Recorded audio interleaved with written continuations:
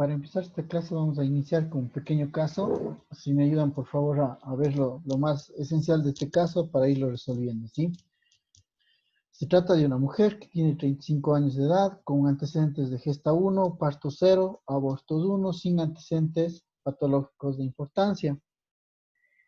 Ella refiere que más o menos 36 horas antes presenta dolor en el hemitórax derecho, con un EVA de 6/10, irradiado a hombro izquierdo, sin signos de neurovegetativos. Y además, desde hace 12 horas se acompaña de tos seca y disnea de medianos esfuerzos, por lo que acude. Al examen físico llamaba la atención una tensión arterial 90/60, pulso de 110, respiraciones 28, temperatura 36,2 y saturación de 84%. La paciente presenta taquipnia y uso de músculos accesorios. Además, se nota edema de pierna izquierda que no deja fobia y doloroso a la palpación y cara posterior de la misma. ¿Ok? Este sería más o menos el resumen de la historia clínica. Ahora, cuéntenme, muchachos, ¿cuáles serían los problemas importantes o interesantes a resaltar del caso? ¿Cuáles serían? La tos seca, la disnea, la Ok, taquipnea, tos la seca, frecuencia cardíaca, la disnea, La saturación de oxígeno. cardia, esto, El edema, el edema, ¿algo más? la respiración también. Respiración. Claro, la frecuencia respiratoria es 28. ¿Qué más? ¿Algo más? La fobia. Músculos accesorios. Bueno, esto del edema. Ok, ¿qué más?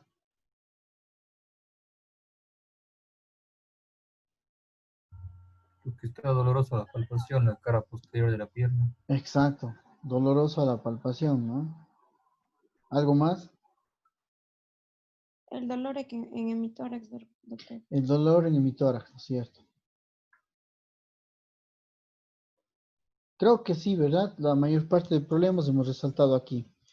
Más o menos para hacer un análisis rápido, ¿cuál es el órgano afecto aquí principalmente? ¿Qué aparato? Respiratorio. Respiratorio, ¿no? El aparato respiratorio obviamente es el más afectado. Ahora, aparte del respiratorio, ¿qué otro órgano tenemos? Cardíaco. Cardíaco, sí, podría ser por el dolor de hemitórax, ¿no? Podría ser también cardíaco. ¿Algún otro órgano u otro dato? El riñón. ¿Por qué? Por el edema. Ok, sí, el edema puede ser causado por el riñón, pero también podría ser el corazón, ¿verdad? ¿O qué dice? sí, ¿No es cierto? Podría ser el mismo corazón, entonces. ¿O será el hígado? ¿Podrá ser el hígado? ¿Qué opina? no, ¿Por qué ¿Por no? el dolor? ¿Por el ¿Cómo? dolor en hemitórax? Por el dolor. No entiendo, pero ¿qué tiene que ver el dolor con el hígado? O con que no sea el hígado.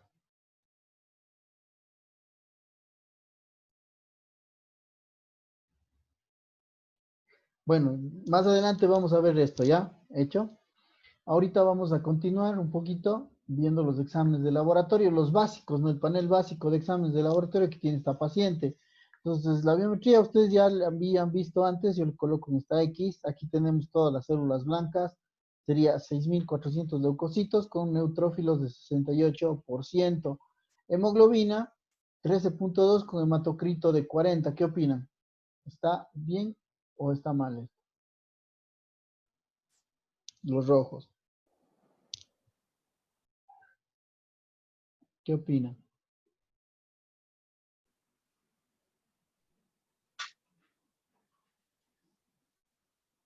Está dentro, doctor, del rango normal.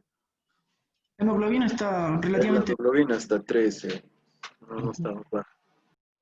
Sí, Ajá. está bien, ¿no es cierto? Está normal. Plaquetas, 180.000 plaquetas que estarían normales. Recuerden que es más de 150.000. Y tiempos de coagulación que están bien, TP de 13 que equivale a 96%, un INR de 1,2 y TPT de 32. O sea, exámenes dentro del rango normal. ¿Sí? Muy bien. Digo, como el problema aparentemente es pulmonar, le hicimos una radiografía del tórax. Y esta es la radiografía. A ver, ¿qué es lo que ustedes pueden ver ahí? ¿Qué me dicen de esa radiografía? ¿Cómo les impresiona?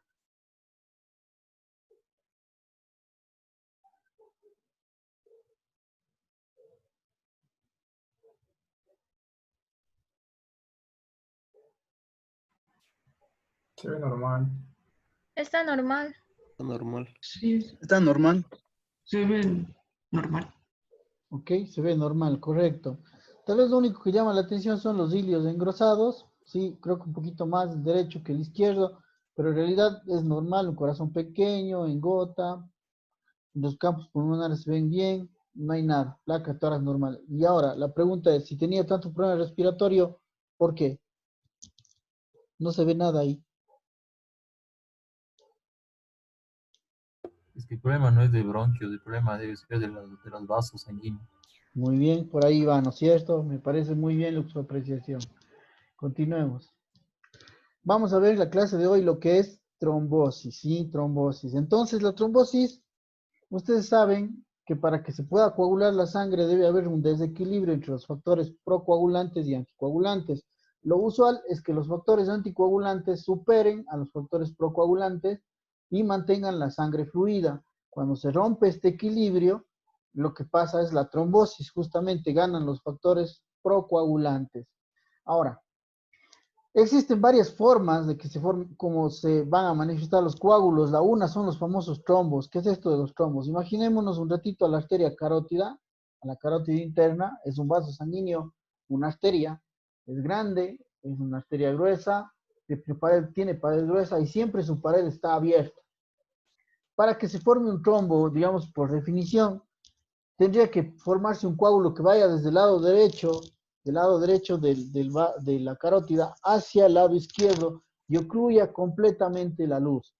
Entonces es un coágulo que obstruye al vaso sanguíneo. Eso es un trombo, literal. Sin embargo, el problema es que la arteria carótida, como es muy grande y como maneja presiones altas, recuerden que ahí se maneja presiones como de 85 milímetros de mercurio, la sangre que fluye por ese vaso hace que el coágulo que está en formación, que está formándose para ir de derecha a izquierda, ¿sí? Se fragmente. Y más bien arrastra esos fragmentos hacia la circulación, hacia el sistema nervioso, llegando a vasos más pequeños. ¿Eso cómo se llama? Émbolo. ¿Por qué? El coágulo está tapando un vaso sanguíneo donde no se formó. Se formó en la carótida, pero pues llega hasta la cerebral media, ¿no? Llega a la cerebral media y obstruye la cerebral media. Eso se llama émbolo arterial. ¿Por qué? Está viniendo de una arteria a otra arteria de menor calibre.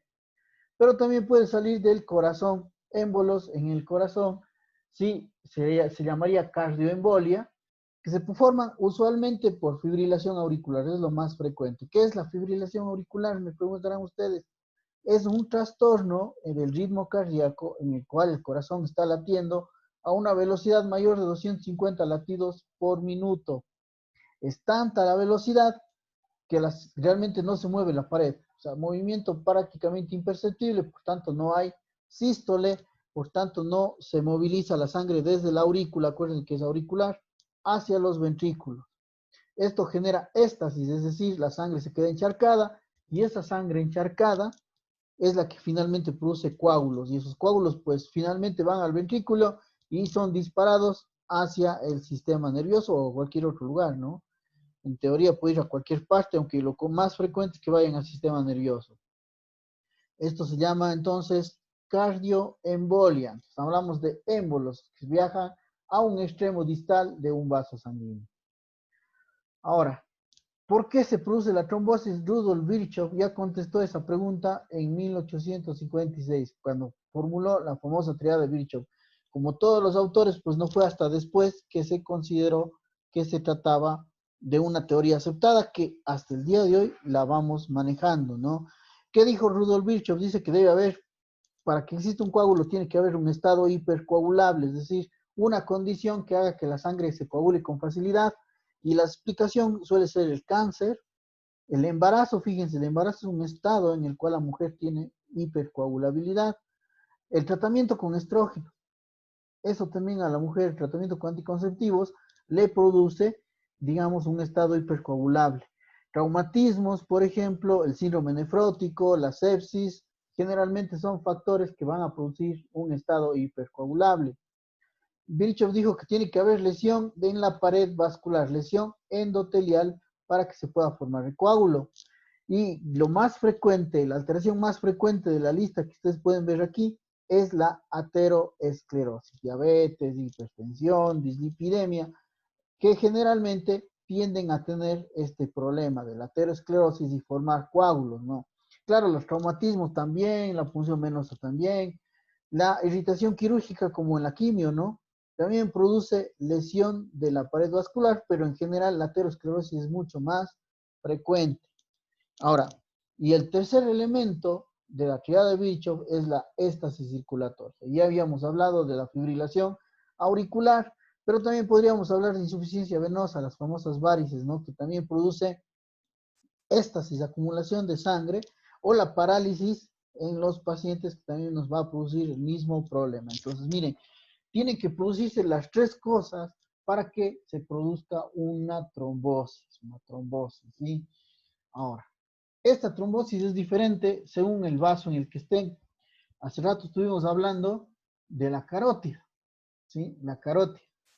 Entonces, la carótida es una arteria, como les había dicho, es una arteria grande, generalmente maneja presiones de 85 milímetros de mercurio y está abierta porque tiene una capa muscular grande, entonces siempre está abierta. Si yo quiero compararle con una vena más o menos del mismo calibre, la misma vena yugular, por ejemplo, que está a un ladito, la vena yugular en primera tiene una pared más delgada, ¿sí? Y eso hace que la vena yugular esté colapsada, o sea, las dos paredes están juntas, la derecha y la izquierda están muy juntas. Y segundo, la presión que manejan las venas, de hecho, es cero, cero de presión. ¿Por qué? Porque la gravedad ayuda a que la sangre descienda. Entonces, la presión dentro de la yugular es cero prácticamente, ¿sí? Incluso en los segmentos intratorácicos llega a ser hasta menos de cero. Entonces, miren lo importante que es esto. ¿Por qué? Porque un trombo en la carótida, pues imagínense ustedes que está una placa de ateroma en la carótida, ¿sí? Se rompe la placa de ateroma, se exponen la matriz subendotelial y empiezan las plaquetas a asomarse, ¿no es cierto? Empiezan a activarse la coagulación. Empiezan a venir los factores de coagulación, pero el problema es que los factores de coagulación tienen que vencer a la presión y al flujo sanguíneo. Literal, la presión y el flujo sanguíneo arrastra factores de coagulación. Quienes se quedan en la pared son las puras plaquetas. Las plaquetas se agarran unas con otras y empiezan a formar un coágulo, pero un coágulo únicamente formado por plaquetas. ¿Es un coágulo inestable? Pues sí. ¿Se rompe con facilidad? Pues sí. Pero al final es un coágulo únicamente formado de plaquetas. Por eso se llaman coágulos blancos, ¿sí? ¿Por qué? Porque son solamente agregados plaquetarios. Diferente a lo que ocurriera en la vena yugular. ¿Por qué? Están juntas las paredes, o sea, ya están iguales. Y dos, la presión es poca, entonces ahí sí los factores de coagulación van a poder actuar y van a formar fibrina, y en la fibrina se atrapan los glóbulos rojos, y entonces se forma el típico coágulo rojo que todos conocemos, que se forma en las venas. Ahora, ¿por qué es importante saber esto? Les hago una pregunta. Si yo tengo un paciente con un coágulo en la carótida, ¿me servirá darle warfarina? ¿Qué dicen ustedes? No, doctor. Exactamente, no me sirve. ¿Por qué? ¿Cuál es la explicación? ¿Por qué no puedo usar warfarina en ese caso?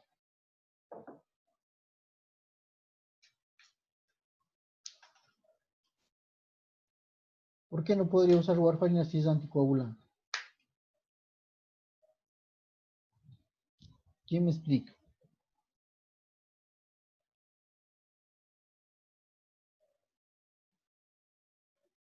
Sería tal vez porque se usa para prevenir los coágulos y si yo destruyo el coágulo y se va eso al cerebro, me puede producir un evento cerebrovascular.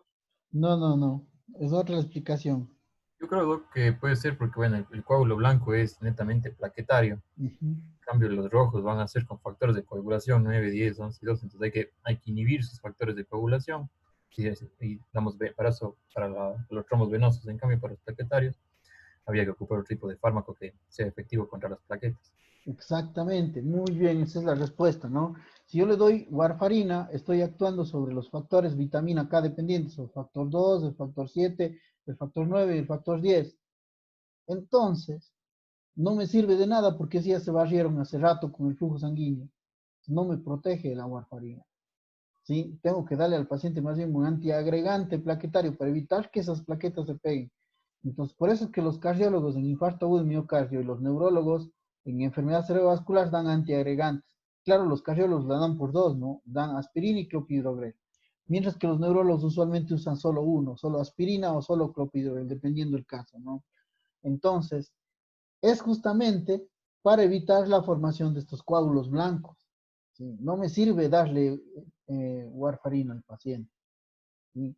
En cambio, en los venosos, obviamente, ahí la aspirina es insuficiente, porque ahí sí se está formando fibrina y ahí sí tengo que darle factores, digo, un inhibidor de factores de coagulación, como por ejemplo la warfarina o cualquiera de los otros anticoagulantes que vamos a ver la clase de mañana. Muy bien, entonces, entendido esto, la enfermedad más frecuente que se produce justo por este desequilibrio es el tromboembolismo venoso. ¿Sí? El tromboembolismo venoso. La trombosis venosa es por poco la más frecuente de todas, sobre todo de las venas de las extremidades inferiores. No es ahí donde suele producirse mucho. Puede ser tanto en el sistema superficial como en el sistema profundo. De las dos, la que nos da más problemas suele ser el sistema profundo, porque usualmente del sistema profundo se puede arrancar un pedazo de coágulo, viajar por las venas ilíacas, luego las venas cavas, llegar al corazón. Al momento que llegan al corazón, llega a la aurícula derecha, ventrículo derecho, arteria pulmonar. Pero la arteria pulmonar ya llega a los capilares pulmonares y aquí ya no pasa el coágulo. Y entonces el coágulo que nos va a producir es lo que conocemos con el nombre de tromboembolia pulmonar, que ya es un cuadro más grave, que incluso tiene una mortalidad aproximada del 10%, entonces es mucho más severo si lo pensamos desde ese punto de vista. Ahora, ¿qué tan frecuente es? Fíjense, aquí dice 1 a 2 eventos por cada 1000 personas al año. Si pensamos que en nuestra ciudad tenemos como 600,000 habitantes, ¿cuántos casos al año tendré yo de trombosis venosa?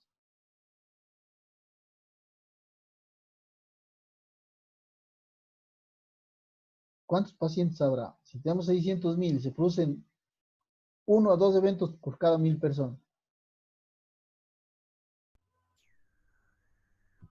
¿cuántos pacientes al año tendremos con este problema? ¿Alguna idea? Solo un cálculo, ¿no? Tengo que dividir 600,000 para 1000. ¿Cuánto me sale? 300. 600 a 1200 personas, porque es 1 a 2, ¿no? 1200 personas que al año van a padecer de este problema de trombosis. Si lo piensan, ya no son poquitos. Son 1200 personas por año. Entonces, son personas que vamos a tener que darles tratamiento y que pueden tener complicaciones. En algunos hasta pueden morirse debido a este problema. Ahora, esta enfermedad es mucho más común en varones. Las mujeres casi no son muy afectadas. ¿Por qué motivo las mujeres no se afectan menos que los varones? ¿Alguien sabe?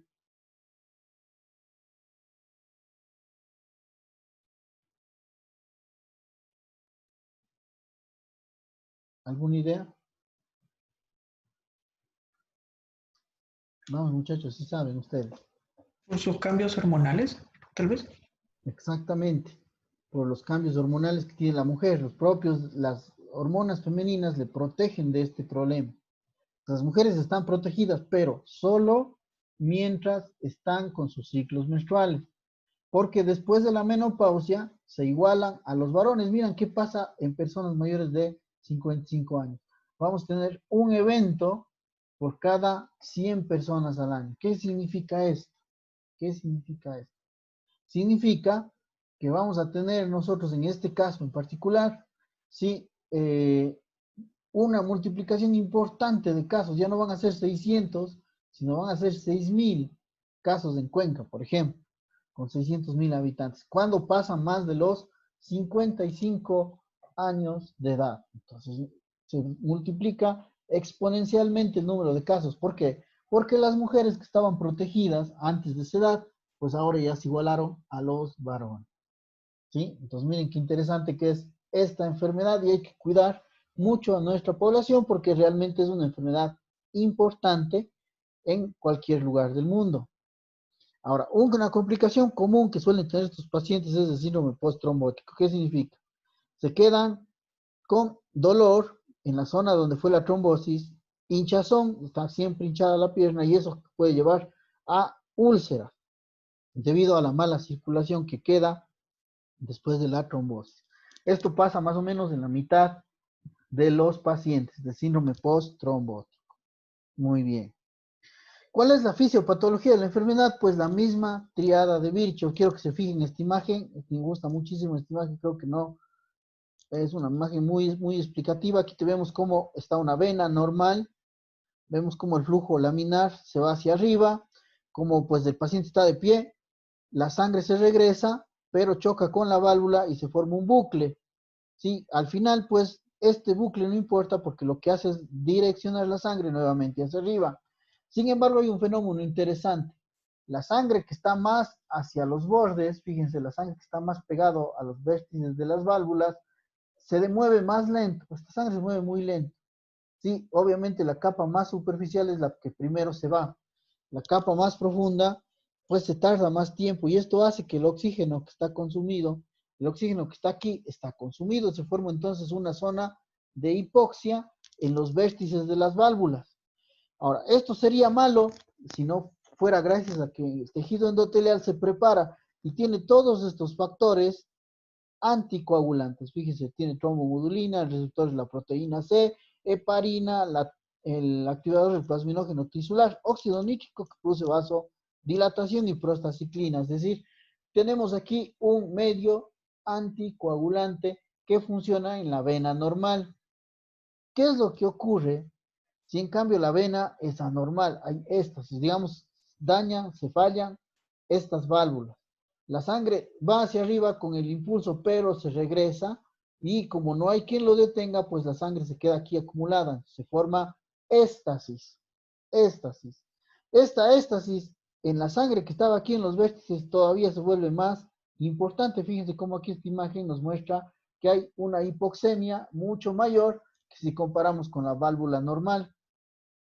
Esta hipoxemia mayor ya empieza a producir daño sobre las células endoteliales y ahora la célula endotelial ya empieza a disfuncionar y empieza a expresarse factores procoagulantes, factor tisular, las moléculas de adhesión y los diferentes leucocitos empiezan a interactuar. Se produce un estado inflamatorio y este estado inflamatorio finalmente lleva a un estado de hipercoagulabilidad.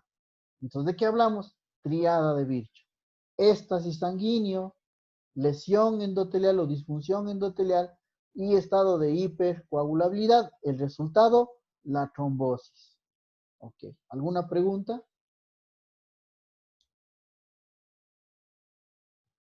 Queda claro. Me parece bien. Entonces, ¿cuáles son las manifestaciones clínicas de esta enfermedad? Lo más frecuente es que el trombo sea a nivel de las pantorrillas. Apenas el 20% se producen en las venas más proximales, ¿sí? Se producen ahí. Ahora, esto también es un poco bueno porque cuando el trombo se forma en la parte alta, en los muslos, ¿sí? Es más probable que se produzca una tromboembolia pulmonar, es decir, que se suelte el coágulo y se vaya al pulmón. Y es más difícil que se vaya desde las venas más inferiores. Generalmente son las venas más proximales las que sueltan émbolos, ¿no? Ahora, si se fijan en esta imagen, por favor, ¿cuál es la trombosada? ¿La derecha o la izquierda? La derecha. Derecha. Bueno, considerando que la derecha La es esta, es la izquierda. izquierda. Sí, es la O sea, izquierda. claro, esa. Ajá. Es la izquierda, ¿no es cierto? Ok, se nota a leguas. ¿Qué es lo que estamos viendo? Edema unilateral. Esa es la clave. Unilateral. Cuando el edema es porque el riñón está mal, porque el corazón está mal o porque el hígado está mal, el edema es bilateral. Acuérdense que es por aumento de la presión hidrostática o disminución de la presión oncótica, sea por el riñón, sea por el corazón o sea por el hígado. Pero cuando es por trombosis es unilateral porque lo que está dañado es un vaso sanguíneo y generalmente se acompaña de dolor en la zona Y también de piel enrojecida y oscura, y aquí me falta algo interesante que sería red venosa colateral. O sea, las venas estarían resaltadas, se verían muy claramente las venas debido a la trombosis, a la mala circulación que existe a ese nivel, ¿sí? Esto pasa en la trombosis venosa profunda. Ahora, si vemos este dibujo, ¿cuál es la trombosada? ¿La derecha o la izquierda? Derecho. La Derecho. derecha, ¿no? Se puede notar que está edematizada, fíjense, es más complicado a veces ver en personas blancas, pero pues definitivamente esto sí se nota que la derecha es aquí la afectada, ¿no? Justamente por la misma situación. Ahora, cuando hablamos de tromboembolia pulmonar, 40% de casos se acompañan de trombosis venosa profunda a la vez, es decir, tienen los dos, trombosis venosa profunda y tromboembolia pulmonar, ¿sí? Pero si es 40%, existe también un 60% de posibilidades de que no tenga síntomas de trombosis venosa profunda. Es decir, si el paciente viene con un cuadro de tromboembolia pulmonar y no tiene datos de trombosis venosa profunda, no nos descarta el diagnóstico, ¿sí? Lo común es que tenga dolor torácico, que tenga disnea, taquicardia, y aquí me falta una que es la hemoptisis. La hemoptisis también es muy común en los pacientes con tromboembolia pulmonar. Entonces, ustedes estarán pensando en el caso clínico, ¿qué es lo que tiene la paciente? Una T. ¿Con qué? ¿Tiene datos de trombosis venosa o no? Sí, tiene algo. ¿No es cierto? Parece que es una combinación de trombosis venosa profunda y tromboembolia pulmonar que se ve hasta en el 40% de los pacientes. Entonces, si ya tengo mi sospecha, ¿qué es lo que debo hacer? El diagnóstico. Entonces, vamos a ver qué estudios de laboratorio debo pedir. Y casualmente, en estos casos, no tengo que pedir estudios de laboratorio. Tengo que clasificar al paciente según las escalas de probabilidad clínica de Wells. El modelo de Wells para trombosis venosa profunda o el modelo de Wells para la tromboembolia pulmonar. ¿Sí? Vamos a hacer los ejemplos de este paciente para poder entender cómo se maneja esto. Fíjense, por ejemplo, se pone un punto por cada variable, no aquí está el número de puntos. Si el paciente es cáncer activo, le sumamos un punto. ¿Tiene o no tiene nuestra paciente? No. No. Parálisis o inmovilización reciente de un miembro, ¿tiene o no? No. No. Encamamiento reciente más de 3 días o cirugía en el último mes. No. No, tampoco. Dolor en el trayecto venoso profundo, ¿tiene o no? ¿Tenía Sí. dolor? Sí. Sí, ¿no es cierto? Sí tiene. Entonces, ahora sí ya sumamos un punto apenas ahora. Tumefacción en toda la extremidad inferior. ¿Tiene o no? Sí, pelea. Sí, ¿no es cierto? El edema, ¿ok? Tiene aumento del perímetro de la extremidad afectada más de 3 centímetros con respecto a la sintomática. ¿Tiene o no? No nos dice la historia esto, ¿verdad? No podemos agregarle porque no nos dice, entonces le dejaríamos como 0. Ya. Edema con fobia. ¿Tenía o no? Sí tenía. Ah, no, Sí, no. sí tenía No, fobia. sin fobia. Era Sin sin fobia. fobia. Exactamente, decía sin fobia. Entonces, ¿qué onda? ¿Le pongo o no le pongo? ¿Qué será más adecuado? ¿Poner o no poner? ¿Qué ¿No? dicen No. ustedes? No. No poner. Ser. No, más bien lo contrario. Hay que poner, porque si dice, si yo tengo duda, tengo que darle el mayor beneficio a la paciente. ¿Qué pasa si por quitarle un punto ya no hago nada y me quedo sin el diagnóstico? Entonces, si es que hay duda, debería agregar el punto. En este caso, me puedo quedar con 2 puntos. Pero digo, no, mejor le doy el máximo beneficio y como sí tiene edema, pues le voy a poner 1. Tenía 3 puntos. ¿Sí queda claro esta parte? Sí. Sí, Ya. doctor. Presencia de circulación venosa colateral. No nos decía, ¿verdad? No nos mencionaba, entonces dejamos en 0. Y aquí algo muy importante, la última variable es muy importante. Dice diagnóstico alternativo tan probable o más que la trombosis venosa profunda. Es decir, hay otra explicación que sea más convincente que la de trombosis venosa profunda para ese edema que tiene en la pierna. ¿Existe? ¿Qué dicen, sí o no? No, tal vez porque solo el edema es solo en la pierna izquierda. Exactamente, no existe otra explicación. No tengo yo otra explicación más que la trombosis venosa profunda. Si es que yo decía que sí, tenía que descontarle menos 2, fíjense. Es decir, la paciente, habíamos quedado en 3 puntos, ¿verdad? Me quedaría con un punto. ¿Sí? Pero pues no, o sea, no le quito nada, no le resto nada. Entonces, miren qué nos dice aquí la escala. Alta, que tenga 3 o más puntos. 75 de probabilidad de que sí tenga una trombosis venosa profunda, con 3 puntos. De 1 a 2 puntos, 17% de posibilidad de que sí tenga trombosis venosa profunda. Y 0, baja posibilidad, 3% de que tenga trombosis venosa profunda. Si se fijan, si le quitábamos el punto, bajábamos del 75% a 17%. Claro, es una diferencia muy grande, pero en cambio ese 3, solo por el hecho de tener 3, ya nos acerca al diagnóstico mucho más. Por eso hay que darle el máximo beneficio a los pacientes. ¿Ok? Ahora vamos a ver lo de tromboembolia pulmonar. Dice, signos de trombosis venosa profunda. ¿Tenía? ¿Sí o no? Sí. Sí tenía. Ujú. Sí. Entonces nos quedamos con 3 puntos. Dice aquí, escucharán clarito, es menos probable un diagnóstico alternativo que la tromboembolia pulmonar. ¿Cómo interpretan eso?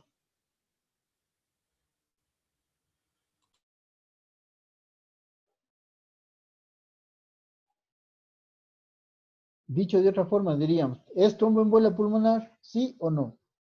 ¿O hay otra causa que No. lo explique? Sí sería tromboembolia pulmonar por la línea y todo lo que presenta. De hecho, vimos la placa de tórax, no había neumonía ni nada que nos haga pensar en otra cosa, ¿no es cierto? Entonces tendríamos que sumarle los 3 puntos, fíjense, ya llevamos 6. Frecuencia cardíaca más de 100, Sí, tenía taquipnea. sí, tenemos Taquicardia. 1.5 más, ¿no es cierto? Inmovilización e intervención quirúrgica durante las 4 semanas previas, No. no, no es cierto. Trombosis venosa profunda o tromboembolia pulmonar previa, No. no. Hemoptisis, No. no. Cáncer, No. Tampoco. no. ¿Con cuántos puntos me quedo? 7.5. Con 7. 7.5, ¿no es cierto? ¿Qué dice la escala? Aquí dice menos de 2, baja probabilidad. De 2 a 6, intermedia, igual o mayor a 7, alta probabilidad. La paciente tiene alta probabilidad de tener tromboembolia pulmonar. Fíjense, ¿qué es lo primero que hay que hacer? Tengo una sospecha y lo que tengo que hacer es meterle al modelo de Wells para trombosis venosa profunda o para tromboembolia pulmonar. En nuestro caso, la paciente quedó con alta probabilidad de tromboembolia pulmonar y con una probabilidad también alta de trombosis venosa profunda. ¿Qué dice aquí? Entonces tengo la sospecha, le hago la valoración por escala de Wells, la que corresponda, y si la probabilidad fuese baja, tengo que pedirle dímero D. ¿Qué era el dímero D? ¿Me hacen acuerdo? Producto de degradación del coágulo. Exacto, producto de degradación de la fibrina. Es decir, tuvo que formarse el coágulo y ese coágulo tuvo que romperse para que finalmente se forme dímero D. Es decir, si el paciente tiene un dímero D alto, pues tendría que hacerle un ultrasonido o una tomografía de tórax, una angiotomografía, y si es positivo, pues trombosis o embolia. Y si es negativo, ahí sí busco otra alteración.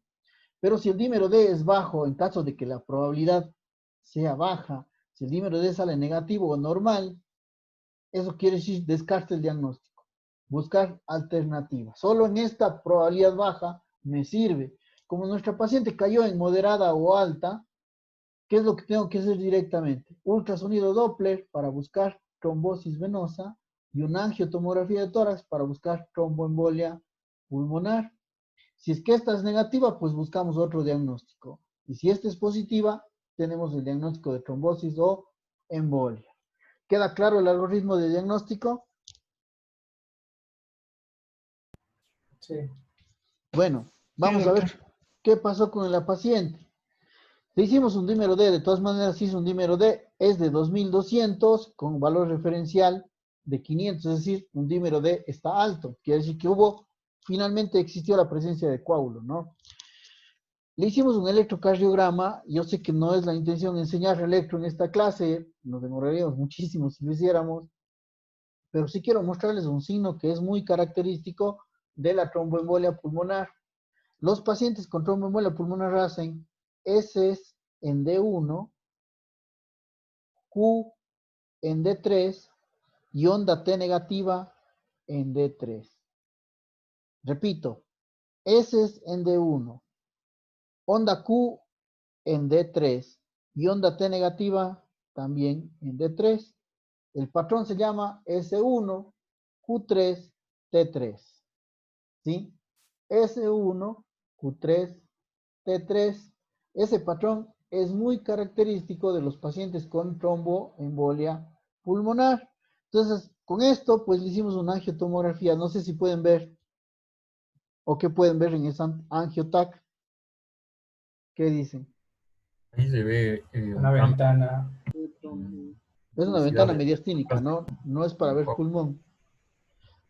Aquí vemos a la aorta ascendente y al lado la pulmonar. Si se fijan, la pulmonar está mucho más gruesa que la aorta, ¿no? Se puede notar eso muy bien. Y bueno, se ve este defecto de llenado. ¿Qué será este defecto de llenado? Que se ven ambas ramas, derecha e izquierda. El trombo. Es del trombo, ¿no? Por eso es que la paciente en la radiografía de tórax se veía el hilio engrosado y más en el lado derecho que en el izquierdo, ¿no? Si se fijan. ¿Sí? ¿Alguna pregunta?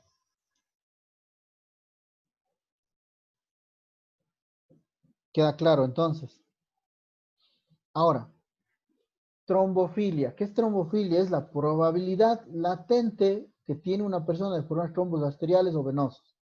Una de las trombofilias que más tenemos que mencionar y que no se puede modificar y que estamos atados a ella es la edad. Una persona que tiene más de 60 años tiene más riesgo y si tiene 80 años tiene muchísimo más riesgo que una persona que tiene 20. ¿Sí?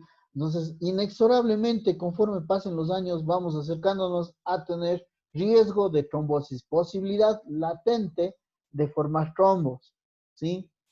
Entonces, si nos comparamos ustedes y yo tengo más riesgo que ustedes de tener trombosis y posiblemente cuando pasen los años ustedes van a tener más riesgo que las personas que vienen atrás de ustedes, ¿no? Entonces, la edad es una trombofilia en realidad importante y por eso es que la trombosis se ve más frecuentemente con la edad. Ahora, existen algunas alteraciones que también son no modificables, alteraciones hereditarias, y que pueden hacer que la persona tenga riesgo de formar trombos, como por ejemplo el factor 5 de Leiden es una mutación del factor 5. La mutación de la G20-210A de la protrombina es un gen alterado de la protrombina. La mutación de la metiltetrahidrofolato reductasa más la hiperhomocisteinemia, todas estas son alteraciones hereditarias que dan riesgo a la persona de tener trombosis. De hecho, estos pacientes cuando se trombosan tienen que usar anticoagulantes de por vida, ¿sí? Pero también existen causas adquiridas, es decir, causas que son o que se deben a alguna condición que ocurre con el tiempo, por ejemplo, la cirugía. Sobre todo la cirugía de traumatológica, es la cirugía que más riesgo tiene de trombosis. Por eso es que los traumatólogos suelen darles anticoagulantes a sus pacientes. El embarazo es una condición, ya lo habíamos mencionado, que también es de hipercoagulabilidad, que puede haber trombosis en estas pacientes. Y el uso de anticonceptivos orales también es una condición que pone en riesgo a la paciente para padecer trombosis, ¿no? Existen otras alteraciones del sistema de coagulación, como el incremento del factor 8 o deficiencia de antitrombina, que también puede generar riesgo de trombosis. Y quizá estas las más importantes, las más comunes, la trombofilia secundaria. De toda esta lista, la más frecuente es la ateroesclerosis. Es lo que nos va a dar trombosis, sobre todo arterial, ¿no? Sobre todo arterial. El cáncer, fíjense, también es un riesgo para trombosis. Y la quimioterapia, también en sus pacientes con cáncer suele tener doble riesgo de tener trombosis. La coagulación intravascular diseminada, los traumatismos, pues se explica eso muy bien porque hablamos de cirugía igual, estado inflamatorio, inmovilización puede generar, digamos, predisposición a trombos, y el síndrome antifosfolipídico. ¿Cuál es pues este síndrome antifosfolipídico? Es una enfermedad autoinmune en donde hay autoanticuerpos que atacan a los fosfolípidos de las plaquetas y de las células endoteliales, generando la activación de la coagulación. Una característica de esta enfermedad es que se presente con abortos y trombosis. Además de pues, los anticuerpos que les acabo de mencionar, que son importantes. Los anticardiolipinas, beta-2-glicoproteína y anticoagulante lúpico son las que nosotros pedimos para ver este diagnóstico. No sé si tienen alguna pregunta hasta aquí. ¿Todo bien? Sí, Sí, doctor. Cierro nada Sí, más doctor. con esto. La paciente tiene gesta 1, parto 0, aborto 1. Es un aborto más una trombosis. ¿Por qué estaría la paciente trombosándose? ¿Cuál será el problema?